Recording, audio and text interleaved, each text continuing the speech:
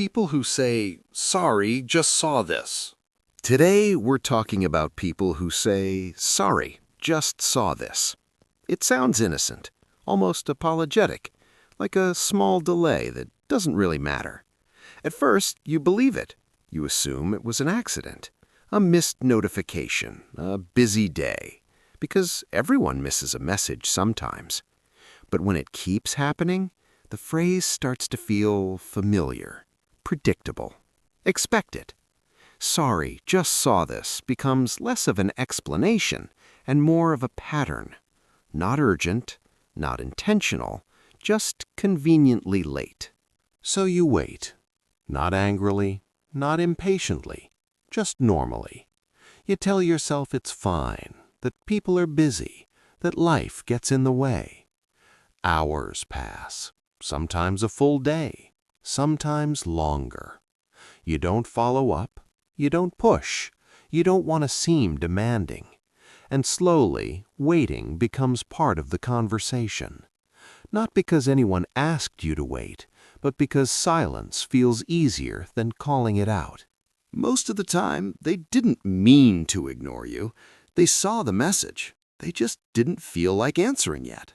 Not because it was difficult, but because it required attention, energy, presence. So they postponed it, just for a moment, then forgot. And later, when the delay becomes too obvious, the phrase appears, "Sorry, just saw this." The problem isn't the delay. It's what it teaches. That responses are optional. That attention is negotiable. That silence doesn't need explanation. Over time, you stop expecting replies. You lower the bar. You adapt. Not because you want to, but because that's what keeps things smooth. And slowly, communication becomes less about connection and more about convenience. "Sorry, just saw this" isn't rude. That's why it lasts. It sounds polite. It sounds reasonable. It gives people an easy exit without creating tension. But over time, the habit does something subtle. It changes expectations. Responses stop being something you can count on. Attention becomes optional. Silence becomes normal. Not because anyone agreed to it, but because everyone adapted. People stop following up. They stop asking.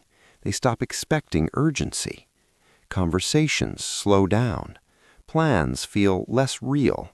Connections become lighter. And none of this happens suddenly. It happens quietly, in small moments, one delayed reply at a time.